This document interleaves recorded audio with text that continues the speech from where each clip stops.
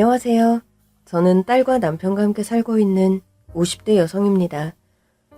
막상 제 이야기를 하려니 참 쑥스럽지만 이야기를 하려면 어릴 적 제 이야기부터 시작해야겠네요.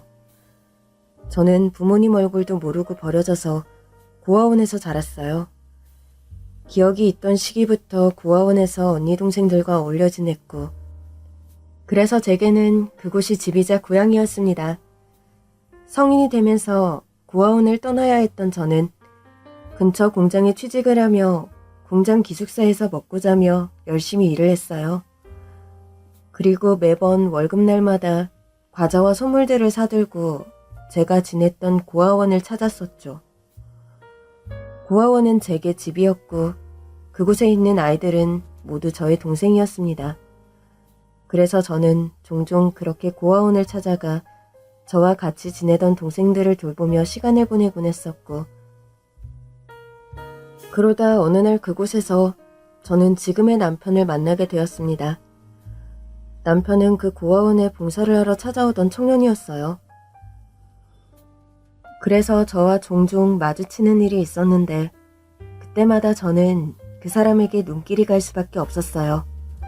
훤칠하니 잘생긴 얼굴 때문도 있었지만 다른 이유는 그 사람이 휠체어를 타고 다니는 몸이 불편한 사람이라는 것 때문이었죠. 자기도 힘들어 보이는데 그 몸으로 어떻게 봉사를 다니는 건지 저는 그 사람이 신기하고 궁금했어요. 남편은 휠체어를 탄 몸으로 매주마다 아이들을 가르치러 오곤 했습니다. 혼자 먼 길을 오가는 게 쉽지 않을 텐데도 비가 오나 눈이 오나 빠지지 않고 아이들을 찾아와 아이들에게 책을 읽어주고 공부를 가르쳐 주더라고요. 또 그러면서도 가끔 청소하는 저를 도와주기도 했고요. 혼자 가누기도 힘든 몸으로 남을 돕겠다는 그 사람에게 호감이 가던 저는 언젠가부터 그 사람과 친해지며 서로 가까워졌어요. 그리고 결국 저희는 결혼까지 약속한 사이가 되었죠. 어릴 적 자동차 사고로 다리를 쓰지 못하게 된 남편은 몸은 불편했지만 힘든 시절을 꿋꿋이 이겨내고 버텨낸 강인한 사람이었습니다. 다행히도 유복한 집안에서 자라 경제적으로 큰 어려움은 없었지만 안타깝게도 부모님께서는 장남의 처지를 부끄러워하시는 듯 했어요. 그래서 다리를 다쳐 휠체어 끌고 다니는 장남 대신 차남에게 지원을 아끼지 않으며 못난 장남 대신 차남을 내세우셨다고 하더라고요. 그래서 남편은 집안에서도 마음 붙이지 못하고 식구들을 피해 다니며 매주 고아원으로 봉사를 다녔던 겁니다. 남편의 그런 속 얘기까지 알고 나니 저는 더더욱 그 사람을 떠날 수가 없었습니다. 가족들과도 멀어져 외롭다는 사람이 나 아니면 마음 붙일 곳이 어디 있나 싶어 내가 그 사람에게 희망이 되어줘야겠다 싶었죠. 그렇게 저희는 결혼 허락을 받기 위해 시댁을 찾았고 저는 으리으리한 시댁 풍경에 단번에 기가 죽을 수밖에 없었어요. 저도 제가 남편에게 걸맞는 짝이 아니라는 건 스스로도 잘 알고 있었습니다. 남편은 부잣집 도련님에 공부도 많이 한 사람이었지만 저는 고아의 고졸 공순이었으니까요. 그래도 남편을 사랑했던 저는 반대가 있더라도 이겨내고 버티려 작정했어요. 하지만 첫눈에 대놓고 저를 천대하는 시어머니는 너무 무섭기만 했죠. 뭐? 고아? 아니, 세상에 여자가 그렇게 많은데 어떻게 고아를 데려올 수가 있어? 거기다가 공장에서 일한다니? 그런 애가 우리 김씨 집안에 며느리로 들어온다고? 세상에, 너는 남자가 결혼하자 한다고 덥석 하겠다고 했니? 이 주제를 알아야지. 너는 참 염치도 없고 분수도 모르는구나. 너무 그러지 마라. 자기들끼리 좋다는데 그게 잘못은 아니지 않아. 그렇다고 당신 이 결혼 정말 반대할 거야? 그래서 이 결혼 반대하면 다른 방법은 있고? 아니, 나도 마냥 반대를 한다는 건 아니지만 그래도 고아는 해도 해도 너무하잖아요. 우리 집안 위신이 있는데 부모도 모르는 애를 어디다 쓰라고. 시아버지는 그나마 저를 반겨주셨지만 시어머니는 저를 무척이나 싫어하셨습니다. 하지만 다리 불편한 아들이 결혼을 못할까 걱정이신지 반대를 하지는 않으시더라고요. 그렇게 저는 남편과 결혼을 하게 되었고, 결혼 후 저는 남편을 따라 시댁살이를 시작하게 되었습니다. 그리고 그때부터 무서운 시어머니의 시집살이가 시작되었죠. 처음부터 저를 못마땅해 하시던 시어머니는 저를 일부러 괴롭히곤 하셨어요. 시키신 대로 일을 해놔도 잘못되었다며 처음부터 다시 하라고 하시고, 그 돈 많은 집에서 한겨울에 온수도 못 쓰고 빨래를 하게 하시는 등 악착같이 못된 시어머니 노릇을 하시더라고요. 거기다 시댁은 부잣집이라 워낙에 크고 방도 많았는데 그 큰 집 살림을 저에게만 맡기셨습니다. 원래 그 집에 일하시는 아주머니가 둘이나 계셨다는데 제가 시집가서는 일하는 사람을 다 내보내고 두 사람이 해야 할 몫을 며느리인 제게 시키셨죠. 그런데도 저는 칭찬 한 번 받아본 적이 없었어요. 너 이 정도로 힘들어하면 안 된다. 네가 이 정도는 내야 밥값을 하는 거지. 그럼 부잣집 며느리 되는 게 쉬운 일인 줄 알았냐? 고아 주제에 김씨 집안 며느리 하려면 이건 고생도 아니야. 그러니까 불평할 생각 말고 열심히 해. 알겠어? 예, 어머니. 순진했던 저는 찍소리하지 못하고 시어머니가 시키는 대로 해야 했습니다. 친정 없는 고아에 다리가 불편한 남편이 가정 역할을 할 수도 없으니 당시로서는 시댁을 벗어나는 건 생각도 할 수 없었거든요. 그래서 저는 어떻게든 시댁에 붙어있는 게 맞는 거라 생각하고 시어머니의 구박을 견딜 수밖에 없었습니다. 남편은 저를 사랑하고 저를 걱정했지만 그렇다고 남편이 제 방패가 되어주지는 못했어요. 가끔 시어머니가 너무 심하시다 싶을 때마다 남편이 제 대신 나서주었지만 그때마다 시어머니가 남편까지 혼을 내시며 저희 부부를 괴롭혀대셨거든요. 그래서 언젠가부터는 그냥 나 혼자 당하는 게 낫겠다 생각하며 혼자 버텨갈 수밖에 없었습니다. 그렇게 착한 남편과 서로 의지하며 살아가던 어느 날 저는 드디어 임신을 하게 되었습니다. 고아로 살며 언제나 내 가족을 꾸리고 싶었던 저에게는 축복 같은 일이었어요. 그렇게 저는 예쁜 딸을 낳게 되었고 누구보다 행복한 엄마가 될 거라 생각했습니다. 하지만 시어머니는 제가 딸을 낳았다는 것을 무척 못마땅해 하셨어요. 네가 대체 이 집에 들어와서 제대로 하는 일이 뭐냐? 내가 아들 하나만 잘 낳으라고 하지 않았어? 근데 이건 아들도 못 낳고 대체 뭐하는 물건이야? 넌 부모 복도 없는 애가 자식 복도 없는 거니? 딸을 낳아서 어디다 쓸 거야? 저는 제 딸이 너무 예쁘고 귀했지만 시어머니는 아니셨습니다. 그래서 저와 제 딸을 두고 무척이나 구박을 하셨죠. 저는 제 딸이 저 때문에 미움받는 것 같아 딸아이에게 너무나 미안했어요. 나 말고 여유 있고 부모 있는 엄마를 만났더라면 내 딸도 이런 무시를 당하지 않았어도 될 텐데. 모든 게 못난 제 탓인 것만 같더라고요. 그래도 내 딸은 내가 예뻐해주면 되니 괜찮다고 생각했습니다. 남편이나 제 눈에는 누구보다 귀한 딸이었기에 저희는 열아들 부럽지 않았거든요. 하지만 그러다 얼마 뒤 동서가 아들을 낳으며 상황이 달라지고 말았어요. 아이고 예쁘다. 아이고 우리 손주. 누구를 닮아서 이렇게 예쁠까? 내가 널 보려고 여태 살았나 보다. 그래 내 새끼. 우리 집 재산은 전부 우리 손자 거야. 우리 태훈이 거라고. 아들 노래를 부르시던 시어머니는 동서가 아들을 낳자 무척이나 좋아하셨습니다. 원래도 저와 비교하며 동서를 예뻐하시던 어머니셨지만 동서가 아들을 낳았을 때는 그 독한 눈에 눈물을 흘릴 만큼 좋아하셨어요. 저도 저희 시어머니가 저렇게까지 기뻐하실 수 있는 분인지 모를 정도로 말이죠. 제가 딸을 낳았을 때와 천지 차이의 반응에 서운할 수밖에 없었습니다. 하지만 문제는 그 이후였어요.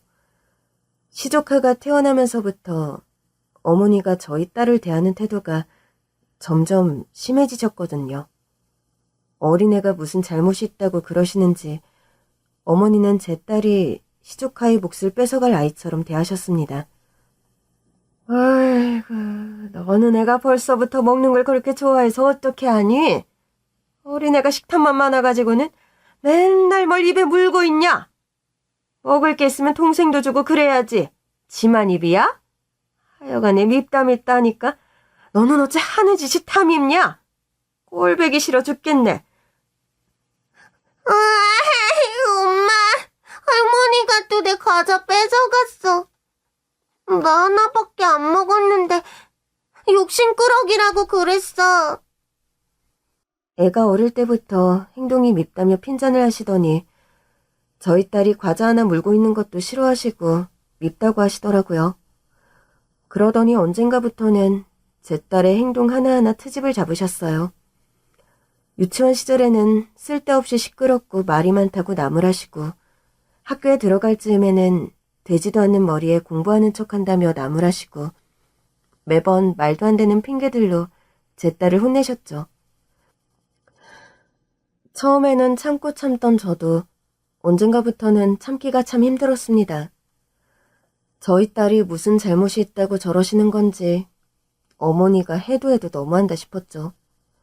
그러다 어느 날 기어이 일이 터졌어요. 저거 아유 몇 년만 더 늦게 태어날 것이지 뭐 그리 성질이 급해서 사내보다 먼저 기어 나왔는지 성격도 드세고 모난 기집애가 먼저 태어나는 바람에 우리 태훈이가 길을 못 펴고 살지. 아휴 어디 쓸모도 없는 것. 차라리 태어나지를 말았어야 하는데. 시모의 망언에 저는 눈이 돌아버렸습니다. 어떻게 애한테 그런 소리를 할 수가 있는지 저는 시모가 너무 끔찍했어요. 10여 년을 참은 저도 제 딸 일에서는 참을 수가 없었네요. 그렇게 결국 저는 눈이 돌아버렸고 시모의 머리채를 휘어잡게 되었습니다. 노망이 나셨어요? 할 말 못할 말이 따로 있지. 어떻게 애 앞에서 그런 소리를 하세요? 괴롭히려면 나만 괴롭히지. 왜 죄도 없는 어린애를 괴롭히시냐고요. 나도 더는 못 참아. 내 딸 눈에 눈물 나게 하는 사람은 피눈물 나게 만들 거라고. 이것이 지금 뭐 하는 짓이야? 어디 감히 심히 머리채를 잡아. 야, 너 미쳤니? 이거 안 나? 너 정말 죽고 싶어? 결국 저는 더 이상 시댁에서 못 살겠다 싶었습니다. 다리 불편한 남편과 어린 딸을 데리고 길바닥에 나앉더라도 시댁을 떠나야겠다 생각했죠. 그리고 저는 남편을 설득해 시댁과 연을 끊기로 했습니다. 남편도 그간 제가 많이 참았다는 걸 알고 저를 나무라지 못하더라고요. 저희 딸을 위해서도 남편도 그런 일은 참을 수 없었겠죠. 그렇게 저희는 그 길로 짐을 싸들고 시댁을 나왔습니다. 그러자 아버님이 집이라도 구하라며 목돈을 주셨어요. 사실 저는 그 돈도 받고 싶지 않았어요. 시아버지가 저를 괴롭히신 적은 없지만 그동안 저희 식구들이 구박당하는 동안 방관만 하셨던 아버님에게도 유감이 많았거든요. 그러자 남편은 그래도 집은 구해야 하지 않겠느냐며 미리 유산을 받은 거라 생각하자고 하더라고요. 시댁과 연을 끊으면 앞으로 도움받을 일도 없을 거라고 말이에요. 하긴 그 돈이라고 해봐야 시댁 재산에 비하면 얼마 안 되는 푼돈이었기에 저희는 결국 그 돈을 받고 시모 몰래 집을 얻게 되었습니다. 그리고 그 후로는 시댁과 연을 끊고 살았어요. 그래도 집 구할 도움을 주신 아버님에게는 남편이 종종 따로 소식을 전하기는 했었죠. 그렇다고 얼굴을 보고 지내지는 않았었는데 그러던 어느 날 남편이 시아버지에게 연락이 왔다고 말하더라고요. 아버지가 오랜만에 연락을 하셨네? 왜? 집에 무슨 일 있으시대? 몇 년간 별 말씀 없으시더니 오랜만이시네? 그게 실은 아버지 건강이 좀 안 좋으신가 봐. 최근에 수술을 받으셨다고 하시더라고. 그래? 수술은 잘 된 거야? 뭐 심각한 병은 아니고. 수술하면 괜찮은 건가 봐. 그것도 일찍 발견해서 수술할 수 있었던 거라고 하니까 운이 좋은 편인 거지. 그럼 다행이네. 그 연세에 수술 성공하는 것도 쉽지 않을 텐데. 그래도 노인이 크게 앓고 나시니까 생각이 많아지신 모양이더라고. 오랜만에 연락해 오신 걸 보니까 괜히 마음이 좀 그런데. 아버지가 당신이랑 영은이가 보고 싶다고 그러시더라고. 아버지도 이제 나이가 있으시고 언제 돌아가실지 모르시니까 걱정이 되시나 봐. 이러다가 손녀딸 얼굴도 못 보고 갈까 싶으셨는지 한번 봤으면 좋겠다 그러시는데. 우리 다 같이 만나자고? 아버님만? 아니지. 만나면 식구들 다 같이 만나는 거지. 역시 당신 별로 내키지 않지? 안 되겠다고 전할까? 저희는 몰랐었는데 시아버지께서 크게 아프셨던 모양이었어요.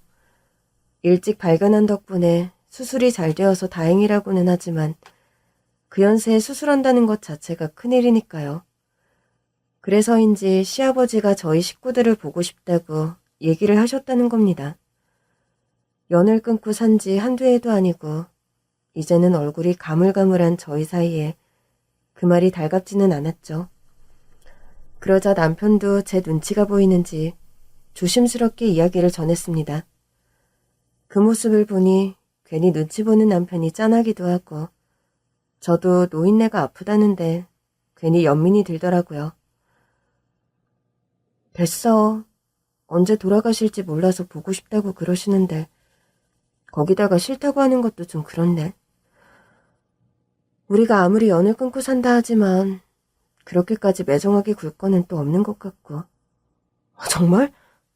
당신 정말 괜찮아? 근데 내가 괜찮은 게 문제야? 당신 어머니는? 아버님이야 종종 연락하고 지냈으니 우리 식구가 보고 싶으실 수도 있지만 당신 어머니는 아니실 수도 있잖아. 아버님 혼자 생각으로 그러시는 거면 좀 곤란한데? 안 그래도 내가 여쭤봤는데 어머니도 알고 계신다고 하더라고. 두 분이 먼저 얘기를 끝내신 모양이야. 아버지 말로는 엄마도 우리 소식 궁금해하신다고 하는데 한번 찾아뵈면 좋지 않을까 해서. 이제는 어머니도 많이 달라지셨을 수도 있고 당신한테는 염치 없고 미안한 말이지만 나는 조금 죄송한 마음이 들기도 하네. 당신 마음 내가 어떻게 이해 못하겠어. 솔직히 나야말로 당신한테 미안하지. 물론 어머니가 잘못하신 건 100번 맞지만 그래도 당신한테는 부모님인데 고아인 내가 무슨 주제로 당신한테 연 끊으라 그랬는지 솔직히 지금도 그건 좀 미안해. 아니야. 내가 당신한테 미안하지. 내가 제대로 된 놈이었으면 어머니도 당신한테 그러지 않으셨을 거고 내가 당신 방패막이 되어줬을 텐데 내가 못나서 그런 걸 누구를 탓해? 아무리 안 좋은 일이라도 시간이 지나면 다 잊혀지고 세월이 약이 된다는 말이 맞았나 봅니다. 당시에는 말 못할 일을 겪고 죽기보다 싫었던 시부모님이었는데도 시간이 지나고 보니 그때 일이 가물가물해졌는지 후회가 들기도 하고 짠한 생각이 들기도 하더라고요. 특히나 저 때문에 본의 아니게 천륜을 끊게 된 남편에게는 미안함이 있을 수밖에 없었어요. 아무리 무심한 부모라고 그래도 낳아주신 분들인데 제가 저로 모자라서 저희 남편까지 고아로 만들었으니 말이죠. 그래서 저는 시간이 흐른 만큼 시모도 뉘우치는 게 있을 거라고 생각하며 시댁 식구들을 만나기로 했습니다. 하지만 그래도 과거의 감정이 아직 남아있는지 그 집에 가고 싶은 마음은 들지 않아서 밖에서 외식을 하기로 했어요. 오랜만에 한번 본다고 앞으로 다시 잘 지낼지 아닐지도 모르는데 굳이 식구처럼 집에까지 가기도 그렇고 적당히 남처럼 밥이나 한 끼 먹는다 생각하려 했죠. 그런데 그 과정에서 저희 딸을 설득하는 게 문제였습니다. 저희만 괜찮다고 하면 괜찮아 할 거라고 생각했던 딸이 그 집 식구들을 만나기 싫다고 하더라고요. 난 잘 모르겠어. 여태 남처럼 살다가 이제 와서 보고 싶다고 하는 것도 웃기고, 지금 다시 만난다고 해서 다시 식구가 잘 지낼 것도 아닌데 만나서 뭐해? 그래도 할아버지가 아프시다고 하시잖니. 노인네들이 살아봐야 뭐 얼마나 살겠다고. 가기 전에 손녀딸 한번 보고 싶다고 그러시는데 그냥 한번 들어드리자. 내가 언제부터 그 집 손녀였어. 나는 한 번도 그랬던 적이 없는 것 같은데 같이 살 때는 매번 차별하고 나몰라라 해놓고 이제 와서 내가 보고 싶다고? 할아버지야 대놓고 차별한 적은 없다고 해도 우리 식구들 방관하고 무관심했던 건 맞잖아. 근데 이제 와서 내가 당신 손녀라고 날 찾아? 그래, 우리도 이해해, 영은아. 네가 부모 잘못 만난 죄로 할머니 할아버지한테 사랑도 못 받고 마음고생했던 거 잘 알지. 근데 이제는 세월이 많이 흘렀잖니. 벌써 10년도 더 지난 일인데 할머니 할아버지도 바뀌지 않으셨겠니? 10년이면 강산도 변한다고 하잖아. 강산이 바뀌어봐야 그 자리에서 꿈쩍이지 않잖아. 나는 그 말 안 믿어. 그래, 네 말도 틀린 거 하나 없다. 솔직히 엄마도 그 집 식구들이 얼마나 바뀌었을까 기대는 별로 안 해. 사람 쉽게 바뀌는 거 아니라는데 네 할머니 그 성질이 어디 가겠니? 그래도 언제 죽을지 모르는 네 할아버지 소원 모르는 척 하자니 엄마 마음이 편치 않을 것 같다. 나도 내 마음 편하자고 가는 거긴 하지만 영은이 네가 싫다면 너는 안 가도 돼. 엄마랑 아빠만 다녀올게. 딸아이가 그렇게 싫다고 하니 저는 강요할 생각이 없었습니다.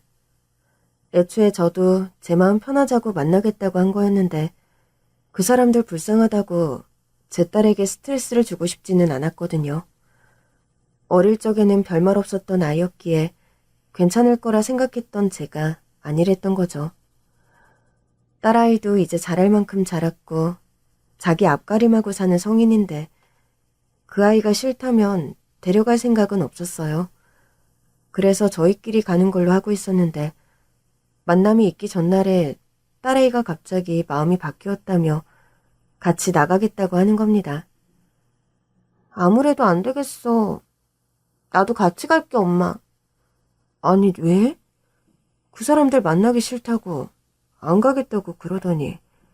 그렇다고 내가 그 속을로 엄마 아빠만 보내는 것도 마음이 편하지가 않아서 두 사람만 보내느니 그냥 나도 같이 가는 게 나을 것 같아서 그래. 아니야, 됐어.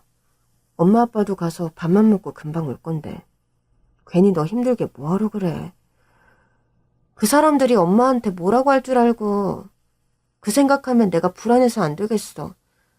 그러니까 내가 따라가서 엄마 지켜줄게. 이제는 내가 엄마 아빠 보호자라고 했잖아. 저희끼리만 시댁 식구들을 만나는 게 불안했던 건지 딸아이는 끝내 저희와 동행을 하기로 했습니다. 싫다는 아이를 괜히 데려가게 되어 미안한 마음이 들더라고요. 그러면서도 한편으로는 그 어리던 애가 언제 이렇게 커서 저희를 챙겨주는지 대견하고 기특하기도 했습니다. 그래서 제 욕심인지 몰라도 이렇게 잘 키운 딸 자식을 그 집 식구들에게 자랑하고 싶다는 마음도 들었어요. 당신들한테 무시당하던 내가 자식만큼은 남부럽지 않게 잘 키웠다고 말이에요. 그렇게 저희는 결국 세 식구가 함께 가게 되었습니다. 그리고 식당에서 10여 년 만에 시댁 식구들을 제외하게 되었죠. 어머, 형님, 잘 지내셨어요? 그동안 연락 한 번 없으시고 정말 너무하시네요. 우리가 연락하고 지낼 사이인가? 내 소식 모르고 지내서 동서는 좋아할 줄 알았더니. 동서가 내 연락을 기다렸다고 하니까 믿기지가 않네. 형님들 참. 오랜만에 만난 사이에 무슨 말씀을 그렇게 섭섭하게 하세요? 그럼 제가 설마 형님 걱정 한 번 안 했겠어요? 형님이 그렇게 난리 피우고 나가실 때도 저 얼마나 걱정했는데요. 그래서 저는 형님이 이 자리에도 안 나오실 줄 알았어요. 아버님 사정을 들으셔서 그러셨겠지만 나와주셔서 참 다행이네요. 오랜만에 만난 동서는 여전했습니다. 여전히 오만하고 재수없고 사람 성질을 긁는 소리를 잘하더라고요. 지가 언제 내 걱정 한 번을 했다고 그런 입에 발린 소리를 하는 건지 동서도 참 대단하다 싶은 생각이 들었네요. 하지만 그런 동서보다도 오랜만에 만난 시모의 행동이 더 기막혔습니다. 시모야말로 우리 걱정은 한 번도 안 했을 거라 확신하는데 왜 그러는지 갑자기 눈물을 훔치면서 저희들을 그리워했다는 식으로 말을 하는 거 있죠? 아휴, 어디 얼굴 한번 보자. 내 새끼 그동안 잘 지냈니? 몸도 성치 않은 애가 어떻게 지내려나? 예미가 얼마나 걱정이 많았는 줄 알아? 잘 지내셨어요? 얼굴 좋아 보이시네요, 어머니. 좋아 보이기는 무슨. 네 걱정에 내 간장이 달아 없어진 지 오래다. 너도 참 무심하지. 아무리 화가 나서 나가버렸다고 하지만 그동안 이 여미 걱정 한 번이 안 되든? 어떻게 연락 한 번을 안 했어? 그래도 저는 아버지 통해서 어머니 소식 종종 들었는데요. 저는 잘 지냈으니 걱정하지 않으셔도 돼요. 그래? 나는 네가 몸이 편치 못한 아이라 혹시 굶지는 않을까, 구박당하지는 않을까 늘 마음 쓰였거든. 잘 지냈다니 다행이구나. 그래, 에미니가 고생했다. 고생은 뭘요?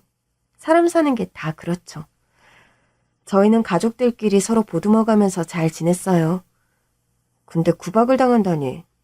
설마 제가 영은이 아빠를 구박했을 거라고 말씀하시는 건 아니시죠? 아니, 나도 말이 그렇다는 거지. 너는 또 말꼬투리를 잡으려고 그러니? 오랜만에 만나자마자 이럴 거야, 정말? 됐어. 다들 그 정도 하면 됐으니까 우선 다들 식사부터 하자꾸나. 오랜만에 봐서 할 말들이 많겠지만 이 자리에서 지난 세월 안부를 다 물을 수는 없고 과거지사가 뭐 그리 중요하겠냐? 앞으로 이야기 나눌 기회야 많을 테니 지금은 좋은 얘기들만 하자꾸나. 은근히 뼈가 있는 시모의 말에 울컥했지만 시아버지의 중재로 식사가 시작되었습니다. 그날 자리에는 시동생과 동서 그리고 시조카와 시부모님과 저희 세 식구가 함께였어요. 오랜만에 만난 시부모님은 많이 늙으셨지만 여전해 보이셨고 시동생과 동서도 한결같아 보이더라고요. 뭐 오랜만에 봐서 굳이 싫은 소리 하기는 싫지만 별로 좋은 의미는 아니었네요.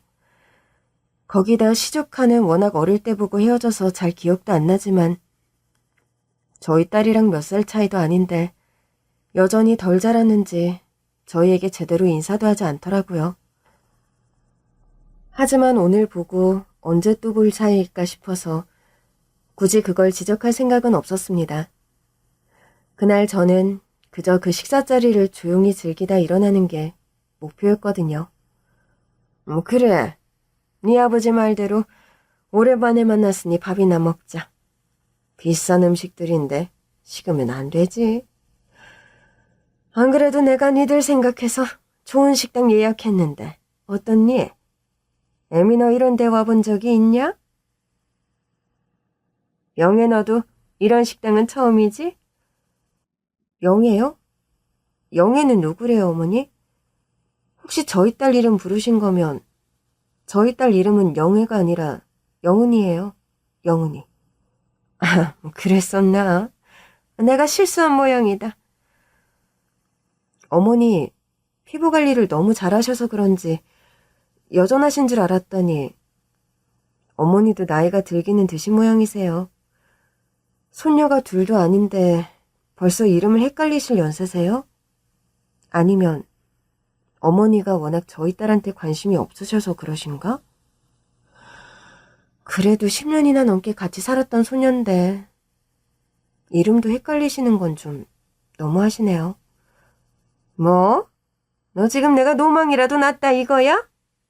뭐 영은이나 영이나 비슷하구만. 별것 가지고 다 그런다. 아휴. 네, 저도 별 기대 안 했으니 신경 안 쓸게요. 어머니도 음식 식기 전에 많이 드세요. 지훈이도 많이 먹어라. 형님, 얘 지훈이 아니고 태훈이에요. 아무리 오래간만이라 그래도 시축하 이름도 잊어버리셨어요?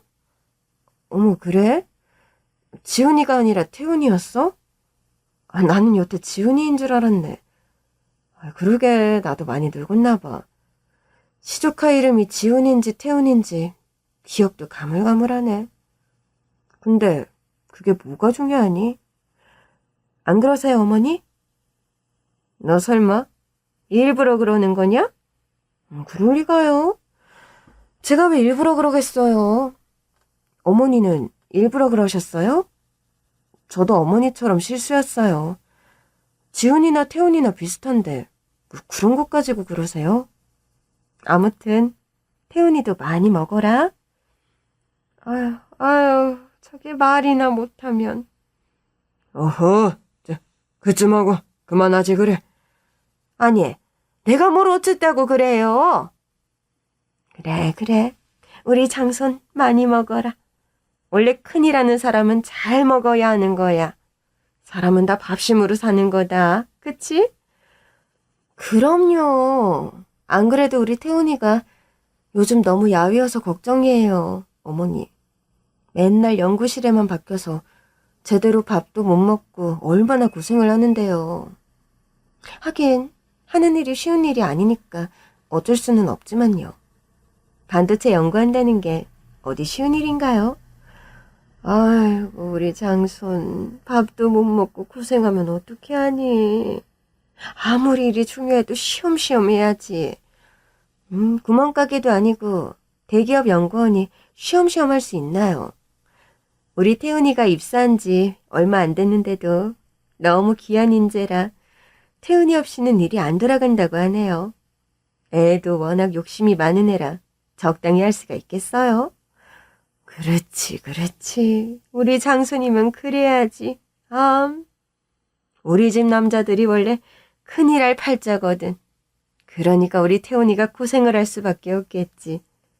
그래도 애미 말 맞다나. 대기업 연구원이니까 어쩌겠니. 그래도 고생한 만큼 인정받는 걸로 감사하게 생각해야지. 시모와 동서는 일부러 저 들으라는 듯이 시조카 자랑에 여념이 없었습니다. 덕분에 저는 묻지도 않고 시조카가 무슨 일을 하는지 알게 되었네요. 시조카는 얼마 전 대기업에 입사해서 대기업 반도체 연구원으로 일을 하고 있는 듯 했어요. 그러거나 말거나 저는 관심이 없었지만 양쪽에서 제 귀에 따갑게 떠들어대니 듣기 싫어도 들을 수밖에 없었네요. 그리고 시모는 밥 먹는 내내 자기 아들과 손자 자랑에 여념이 없었습니다. 마치 그 집 아들은 차남 하나뿐이라는 것처럼 제 남편을 앞에 두고도 자기 아들과 자기 손자 자랑을 못해서 안달이더라고요. 하여간 우리 태훈이가 잘된 것도 다 우리 아들 덕분이지. 애비가 잘하니까 자식도 보고 배우는 거 아니겠니? 아버지가 대기업 갔으니 그 아들도 대기업 들어가는 거겠지. 대기업이 뭐 어디 아무나 들어가는 거니? 남들은 가고 싶다고 해도 못 가는 게 대기업이에요. 내가 들어보니까 서울대 나왔다고 해도 대기업 다 들어가는 거 아니라더라. 근데 우리 집은 둘씩이나 대기업을 다니니까 이게 얼마나 큰일이야. 내가 덕분에 어디 가서 자식 자랑을 안 할 수가 없어. 우리 아들이랑 손자랑 다 큰 회사 다닌다 그러면 사람들이 놀라 뒤집어져요. 내가 자식 농사를 잘 지었나 보다고 다들 부러워하는 거지. 하긴 뭐 대기업 직원이면 옛날로 치면 장원급제에서 나란히라는 셈 아니냐? 그럼요. 그 정도 되는 거죠. 아니지. 장원급제보다 더 대단한 거죠. 월급도 남들보다 2배는 될 텐데 말이에요. 그나저나 형님, 영은이는 뭐해요? 영은이가 우리 태훈이보다 2살 더 많지 않나? 거기다 여자애들은 군대도 안 다녀오니까 취업도 빠를 거고. 취직을 했었으면 진작에 했었어야 할 텐데. 뭐 지금 직장 생활해요? 아니지. 대학은 다녀왔어요? 우리 태훈이는 서울대 나왔는데. 그렇구나. 부럽다 동서. 고생해서 자식 키운 보람 있겠어. 제가 뭘 한 게 있나요? 애가 열심히 해준 덕분이죠. 그나저나 영은이는 무슨 대학 나왔냐니까요, 형님? 서울에 있는 대학이에요? 아니, 우리 애는 지방대 나왔어. 장학금 받겠다고 굳이 멀리 학교를 가더라고. 그 학교는 장학금이 잘 나온다 그래서. 뭐 덕분에 나는 해준 거 하나 없이 애가 혼자 고생했지. 어머나, 영은이가 고생을 많이 했구나? 영은이도 효녀네. 근데 장학금 받을 거면 좀 더 공부를 해서 서울대를 가지 그랬어. 서울대도 장학금 잘 나오는데. 하긴 형님은 대학 문턱도 못 밟았는데 내가 너무 어려운 요구를 하는 건가? 아무튼 그럼 영은이 지금은 취직했겠네? 그럼 영은이 나이가 이제 30인데 일하고 있지. 무슨 일 하는데요? 에? 형님, 영은이 회사 이름이 뭐예요? 됐어. 동서는 들어도 모를 거야. 그냥 전공 살려서 일하고 있어. 자기 자식 자랑을 한창 하던 동서가 자랑이 다 끝났는지 저희 딸 이야기를 묻더라고요. 자기 아들은 서울대 나와서 연구원 한다고 하면서 은근히 저희 딸에 대해서 물어보는데 그게 자기 자식과 비교하려고 그러는 거라는 걸 제가 모를 수가 없었어요. 오랜만에 만나서 하는 이야기 수준이 겨우 저런 거라니. 저는 그 사람들 뜻대로 해주고 싶지 않더라고요. 저희가 어떻게 살았는지 궁금해하는 그 사람들에게 저희 얘기를 굳이 하고 싶지 않았습니다. 그래서 그냥 일한다고 대충 얼버무리려고 하는데 이제는 시무까지 합세해서 계속 따지더라고요. 그래, 영훈이는 무슨 일 하는데? 너는 왜 자꾸 네 얘기를 숨기려고 그러냐? 그러고 보니 니들은 어떻게 살았니? 애가 장학금 걱정할 정도면 그만큼 어려웠다는 거 아니냐? 그러게 왜 편한 집을 두고 치발로 나가서 고생을 자처해. 우리 밑에 계속 있었으면 애 학원 문제는 걱정 안 해도 됐을 텐데. 그랬으면 영은이 쟤도 지방대 가서 고생은 안 했을 거 아니냐. 요즘 같은 세상에 학벌이 얼마나 중요한데 지방대 나와가지고 무슨 할 일이 있냐? 영은아, 네가 한번 말해봐라. 너 무슨 일 하니? 저요? 뭐 설명하기 어려운데 태훈이가 반도체 연구원으로 일한다고 그랬죠? 저도 비슷한 거예요. 공장에서 부품 같은 거 만들어요. 그런 식으로 떠벌리기 싫었던 제가 말을 아끼자 시모가 제 딸에게 직접 묻더라고요. 그러자 딸아이는 제 마음을 이해한다는 듯 대충 설명을 했습니다. 그러자 시모가 그 얘기를 듣고 갑자기 배가 찢어져라 웃는 게 아니겠어요? 뭐? 부품을 만들어? 아유, 아니, 너 그래도 대학 나와서 그게 뭐냐? 아이고, 자식은 부모 따라간다 그러더니 쟤는 지엠이 따라서 공장에 갔구나? 그래, 그래도 뭐라도 하니까 다행이다. 원래 직업에 귀천은 없는 거야. 우리 태훈이처럼 연구실에서 연구하는 사람이 있으면 공장에서 만들고 그런 일 하는 사람도 다 필요한 거지. 원래 노동의 가치는 중요한 거 아니니? 그래, 그래도 뭐 열심히 살다 보면 언젠가 좋은 날이 있을 거야. 그래도 너는 딸이니까 좋은 집에 시집 가도 되는 거고. 저는 시집 안 갈 건데요? 저는 평생 저희 부모님 모시고 살 거예요. 응? 시집도 안 가겠다고? 하긴 치애비 몸이 저런데 자식이 돌봐야지 뭐 어쩌겠냐. 네 엄마까지 나이 들고 힘들어지면 네가 네 부모 챙겨야지. 그래, 네가 효녀다, 효녀야. 그렇네, 영은이가 정말 효녀네. 요즘 애들 중에 저렇게 자기 부모 챙기는 애들이 어딨겠어요? 형님은 착한 딸 두셔서 좋으시겠어요? 그래, 공부 좀 못하고 돈 좀 못 벌면 어때? 애가 착하면 됐지. 안 그래요, 형님? 그래, 나는 우리 딸 착해서 너무 고마워. 나는 더 바라는 것이 없어. 나한테 폐악 부리고 집 뛰쳐나가서 뭐 얼마나 잘 살까 했더니 그래도 지들끼리는 오순도순 잘 지낸 모양이다.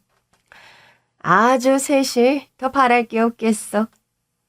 그러니까요. 아주 화목해 보이는 새 식구네요. 내 딸이 나 닮아서 공장에서 일하는 거냐며 노동의 가치를 운운하며 은근히 제 딸을 무시하는 시모와 동서를 보니 두 사람 모두 그 인성이 어디 가지 않았구나 싶었습니다. 옛날에도 내가 고아라고 공순이라고 매번 무시하고 비웃더니 10수년이 지나도록 똑같은 짓을 하더라고요. 그래서 그런지 시조카 인성도 좋아 보이지는 않았습니다.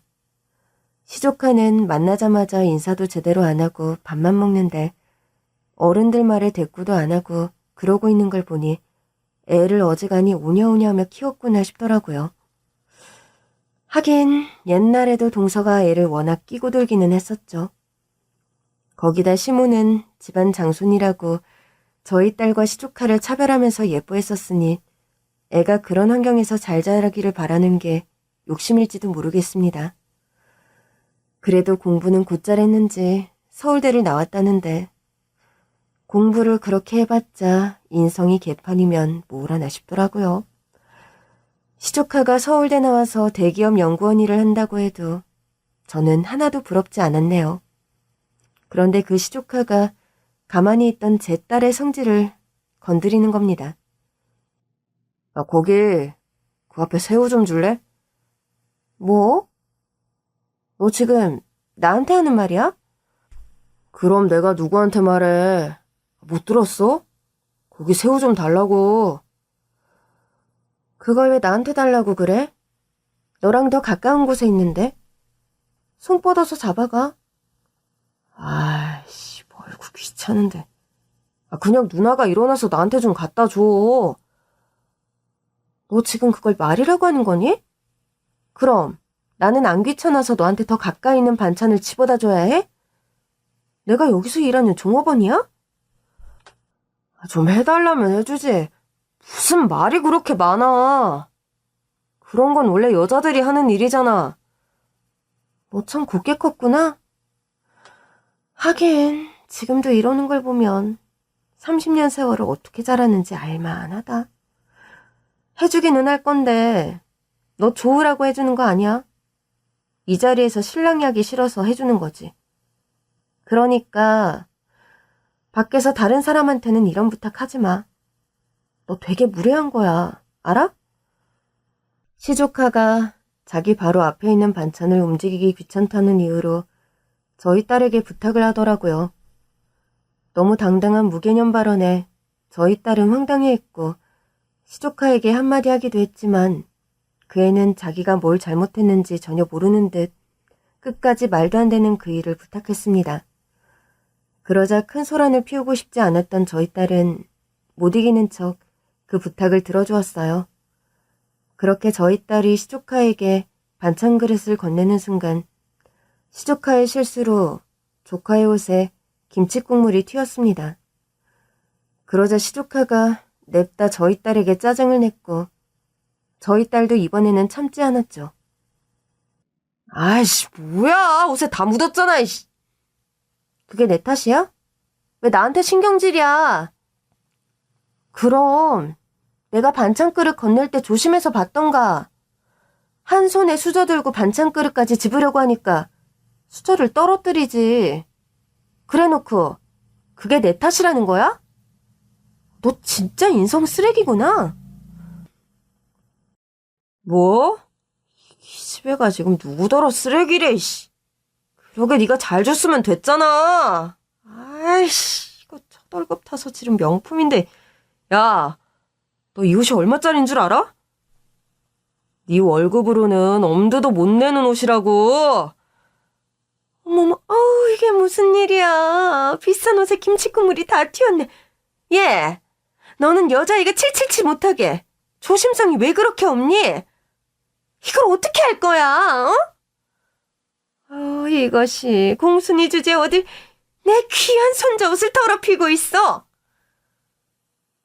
개념 없는 시조카가 비싼 옷이라며 난리를 부리자 동서까지 자기 자식을 거들어 제 딸을 욕하더라고요.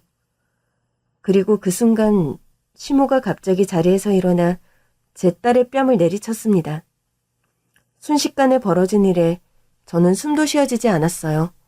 하나뿐인 자식이라고 귀하게 키운 내 딸에게 손을 대다니 피가 끓어 미칠 것 같더라고요.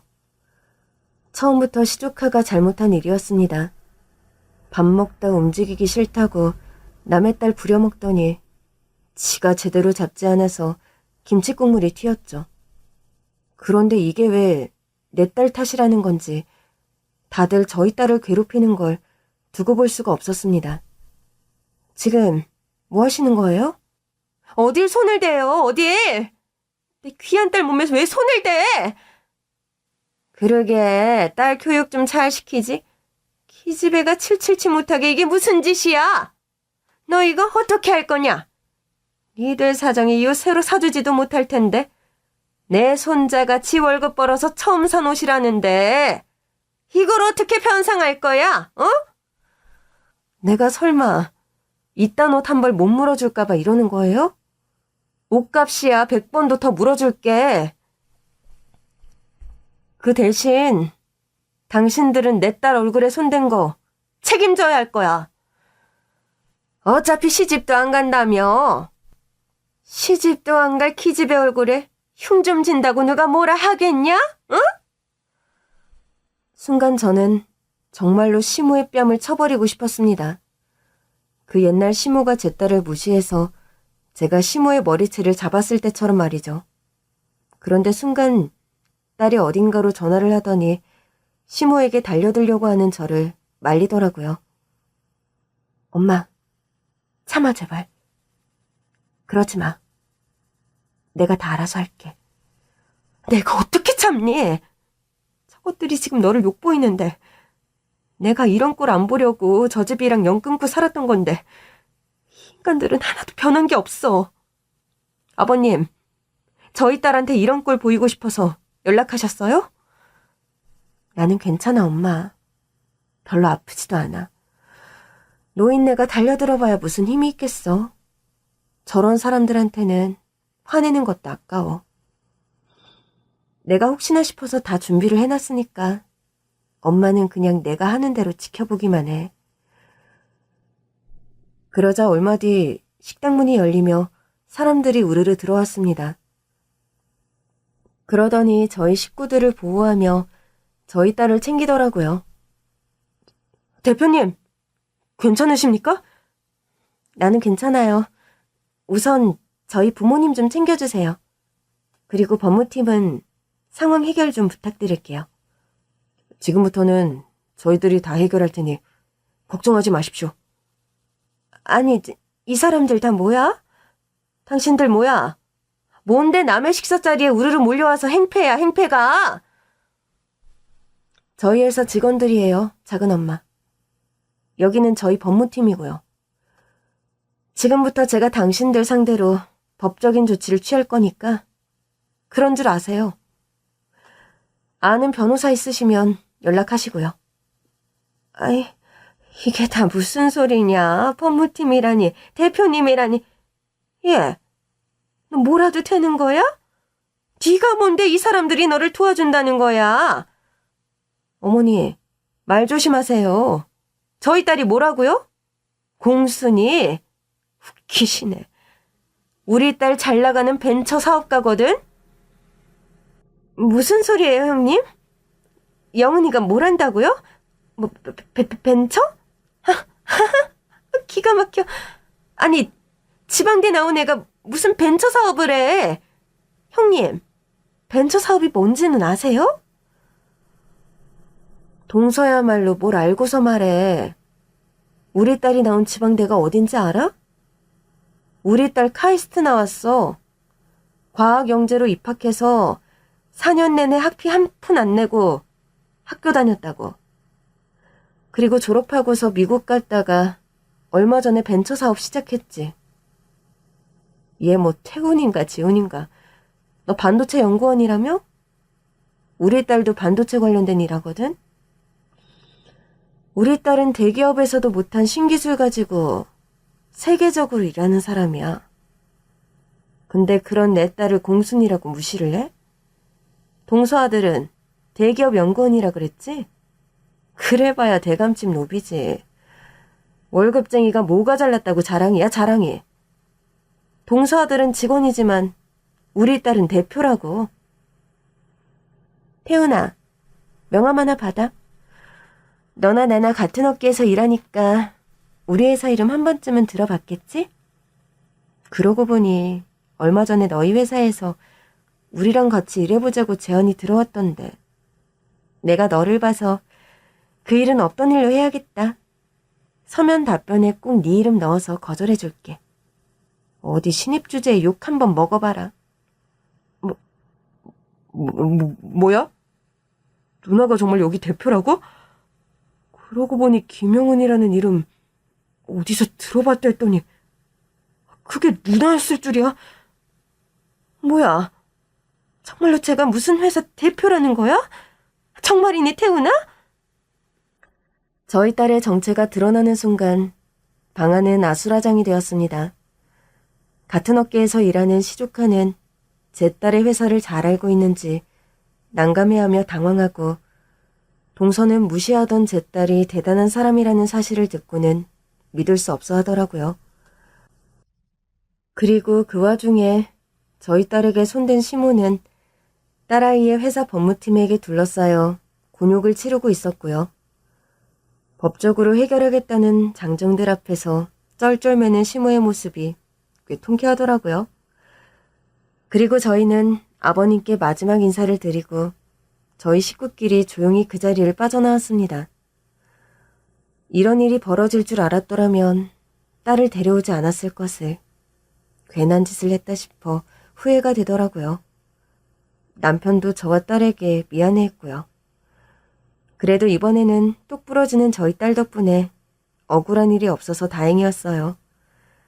그래서 저희들은 앞으로는 그냥 서로를 보듬으며 저희 세 식구끼리 행복하게 살기로 했습니다. 남편과 딸만 있다면 저는 앞으로도 바랄 게 없으니까요. 그럼 여러분들도 가족들과 늘 행복하시기를 바라며 제 이야기는 여기서 마치겠습니다. 감사합니다.